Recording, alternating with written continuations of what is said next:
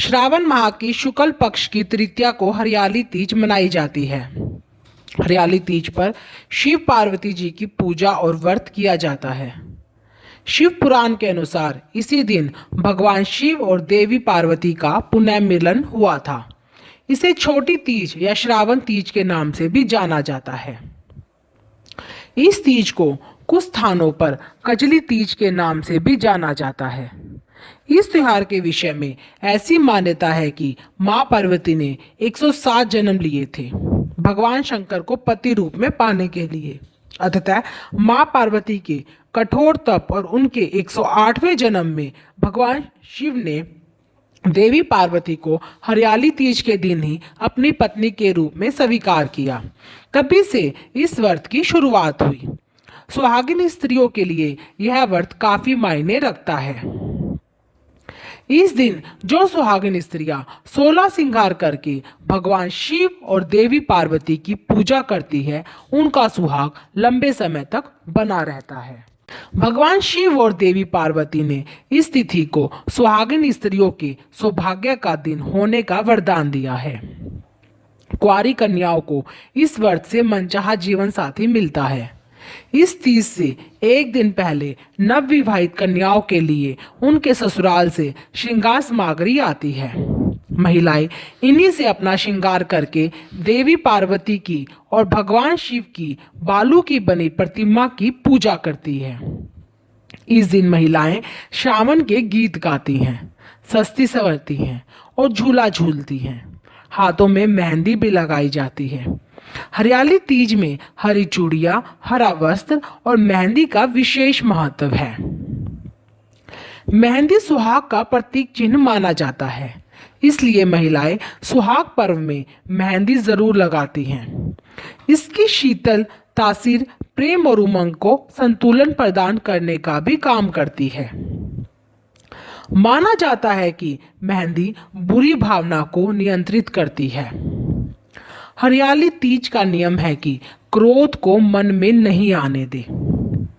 मेहंदी का औषधीय गुण इससे महिलाओं की मदद करता है। इस व्रत में 3 चीजों का त्याग अवश्य माना जाता है। पहला, पति से छल कपट। दूसरा, झूठ और व्यवहार। तीसरा, परनिंदा। मान्यता है कि इस दिन विवाहित महिलाओं को अपने मायके से आए कपड़े पहनने चाहिए और साथ ही श्रृंगार में भी वहीं से आई वस्तुओं का इस्तेमाल करना चाहिए। कई जगह इस दिन भगवान शिव और पार्वती जी का जुलूस भी निकाला जाता है। हरियाली तीज मुख्यतः स्त्रियों का त्योहार है। इस समय जब प्रकृति चारों तरफ हरियाली की चादर सी बिछा देती है, तो प्रकृति की इस छटा को देखकर मन पुलकित होकर नाच उठता है। जगह जगह झूले पड़ते हैं। स्त्रियों के समूह गीत गा गा कर झूला झूलते हैं। मेहंदी रचे हाथों से जब वह झूले की रस्सी पकड़कर झूला झूलती है, तो वह दृश्य बड़ा ही मनोहारी लगता है, मानो सुहागिन आकाश को छूने लगी हैं। इस दिन सुहागिन स्त्रियां सुहागी पकड़कर सांस के पांव छूकर उन्हें देती है। यदि सांस न हो तो स्वयं से बड़ा हो अर्थात जेठानी या किसी वृद्धा को देती है। इस दिन कहीं कहीं स्त्रियां पैरों में आलता भी लगाती हैं, जो सुहाग का चिन्ह माना जाता है। हरियाली तीज के दिन अनेक स्थान पर मेले लगते हैं और माता पार्वती की सवारी बड़े धूमधाम से निकाली जाती है। वास्तव में देखा जाए तो हरियाली तीज कोई धार्मिक त्योहार नहीं, वरन महिलाओं के लिए एकत्रित होने का एक उत्सव है। नवविवाहित लड़कियों के लिए विवाह के पश्चात पड़ने वाला पहले सावन के त्योहार का विशेष महत्व होता है। उत्तरीय भारतीय राज्यों में तीज का त्योहार बड़े धूमधाम से मनाया जाता है। यह व्रत और पूजा राजस्थान, उत्तर प्रदेश, मध्य प्रदेश और बिहार की महिलाएं विशेष रूप से करती हैं। हरियाली तीज में जिस लड़की के विवाह के बाद पहली तीज आती है, अधिकतर घरों में लड़की अपने मायके चली जाती है। इस मौके पर नई नवेली दुल्हन को सास तीज पर सिंधारा भेजकर आशीर्वाद देती है। कुल मिलाकर इस त्योहार का आशय यह है कि सावन की फुहारों की तरह सुहागनें प्रेम की फुहारों से अपने परिवार को खुशहाली प्रदान करेंगी और वंश को आगे बढ़ाएंगी। सावन में पड़ने वाली फुहारों से प्रकृति में हरियाली छा जाती है। सुहागिन स्त्रियां प्रकृति की इसी हरियाली को अपने ऊपर समेट लेती हैं। हरियाली तीज व्रत विधि। यह त्योहार वैसे तो 3 दिन मनाया जाता है, लेकिन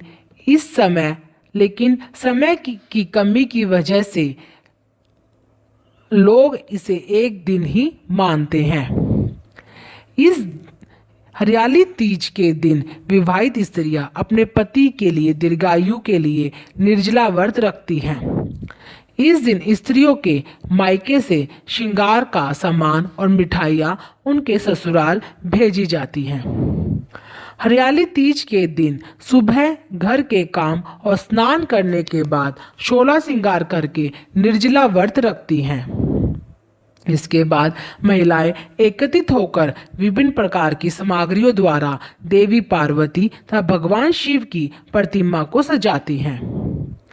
इसके बाद पूजा करके तीज की कथा सुनती है और कथा के समापन पर महिलाएं मन में पति का ध्यान कर मां गौरी से पति की लंबी उम्र की कामना करती हैं। इसके बाद घर में उत्सव मनाया जाता है और भजन व लोक नृत्य किए जाते हैं। इस दिन झूला झूलने का भी रिवाज है। हरियाली तीज से जुड़े तथ्य। हिंदी संस्कृति में नित्य प्रति त्योहार मनाए जाते हैं। समय समय पर मनाए जाने वाले हर त्योहार का अपना एक अलग उल्लास व उत्साह होता है। ब्रजमंडल में श्रावण मास का अनोखा महत्व है। श्रावण का महीना हरियाली से परिपूर्ण होता है। इस महीने में प्राकृतिक छटा देखते ही बनती है। श्रावण मास का प्रत्येक दिन किसी उत्सव से कम नहीं होता, किंतु हरियाली तीज का विशेष महत्व है। एक और यह उत्सव आम जनमानस का बिहार तत्व से ओतप्रोत महत्वपूर्ण सांस्कृतिक पर्व है। वहीं दूसरी ओर ब्रिज के मंदिरों में झूलन उत्सव के रूप में मनाया जाने वाला धार्मिक महोत्सव है। श्री बांके बिहारी जी महाराज के मंदिर में यह उत्सव वर्ष में केवल एक बार मनाया जाता है। हरियाली तीज की संध्या को बिहारी जी भव्य स्वर्ण रजत हिंडोले में विराजमान होते हैं। इस दिन बांके बिहारी जी को हरी पोशाक व मनमोहक श्रृंगार धारण कराया जाता है, जिसमें बिहारी जी का सौंदर्य मन को मोहने लगता है और अपनी ओर आकर्षित करता है। श्रावण मास की हरियाली अमावस्या के दिन फूल बंगलों की श्रृंखला का समापन होने के तीसरे दिन श्रावण शुक्ल तृतीया को हरियाली तीज पर जगत अधिपति श्री बांके बिहारी जी महाराज स्वर्ण रजत हिंडोले में झूलते हुए भक्तजनों को अद्भुत आनंद की प्राप्ति कराते हैं। श्री बांके बिहारी जी महाराज के इस स्वर्ण रजत जड़ित हिंडोले का निर्माण बनारस के कारीगरों द्वारा किया गया है। इसमें प्रयुक्त स्वर्ण एवं रजत मंदिर प्रशासन, गोस्वामी समाज एवं भक्त परिकर ने एकत्रित किया था। इस हिंडोले की कलात्मक बहुत ही बारीक एवं भक्तों को मोहित करने वाली है। सभी भक्त इस हिंडोले में विराजमान श्री बिहारी जी के दर्शन पाकर अपने को धन्य महसूस करते हैं। रसिक कथन अनुसार सावन मास के सुंदर वातावरण में प्रिया जी ठाकुर जी से कहती हैं, आई सुहाई नई वर्षा ऋतु, रीझ हमों पे यह अब दीजिए, जैसे ही रंग लसे चुनरी मम, ऐसे ही रंग तू रंग लीजिए।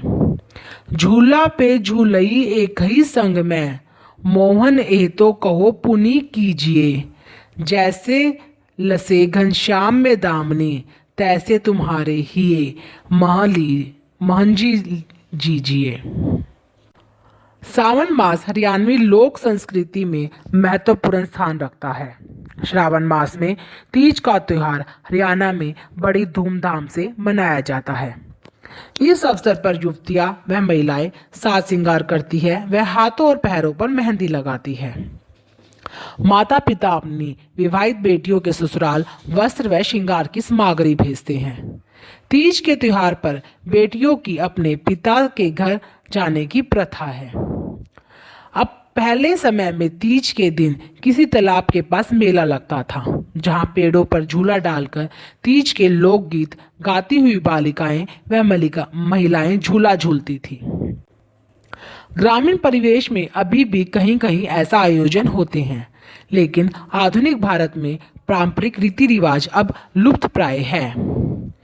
तीज भारत के अनेक भागों में मनाई जाती है, परंतु राजस्थान की राजधानी जयपुर में इसका विशेष महत्व है। तीज का आगमन भीषण ग्रीष्म ऋतु के बाद पुनर्जीवन व पुनः शक्ति के रूप में होता है।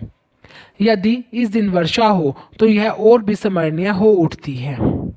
लोग तीज जुलूस में ठंडी बौछार की कामना करते हैं। ग्रीष्म ऋतु के समाप्त होने पर काले कजरारे मेघों को आकाश में घुमड़ता देखकर पावस के आरंभ में पपीहे की पुकार और वर्षा की फुहार से आभ्यंतर आनंदित हो उठता है। ऐसे में भारतीय लोक जीवन कजरी या हरियाली तीज का पर्व उत्सव मनाता है।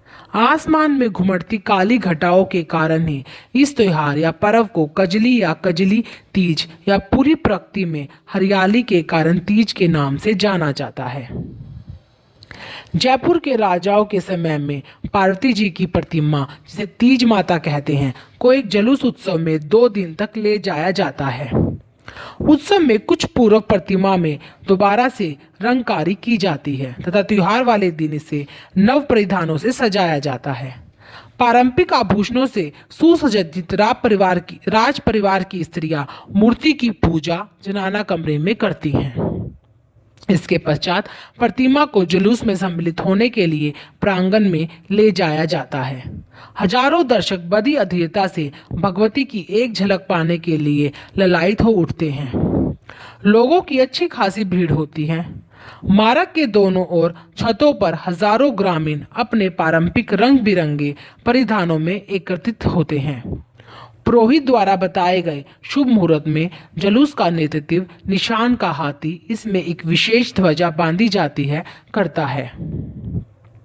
सुसज्जित हाथी, बैलगाड़ियों व रथ इस जुलूस को अत्यंत ही मनोहारी बना देते हैं। यह जुलूस फिर त्रिपोलियो द्वार से प्रस्थान करता है और तभी लंबी प्रतीक्षा के बाद तीज प्रतिमा दृष्टिगोचर होती है। भीड़ आगे बढ़ प्रतिमा की एक झलक के रूप में आशीर्वाद पाना चाहती है। जैसे ही जुलूस आंखों से ओझल होता है, भीड़ तितर बितर होना आरंभ हो जाती है। लोग घर लौटकर अगले त्योहार की तैयारी में लग जाते हैं। तीज नृत्य व संगीत का उल्लास भरा पर्व है। सभी प्रसन्न हो अंत में स्वादिष्ट भोजन का आनंद लेते हैं। प्रकृति और मानव हृदय की भव्य भावना की अभिव्यक्ति तीज पर्व में निहित है। इस त्योहार के आसपास खेतों में खरीफ की बुवाई भी शुरू हो जाती है। अतः लोकगीतों में उस त्योहार को सुखद, सुरमय और सुहावने रूप से गाया मनाया जाता है।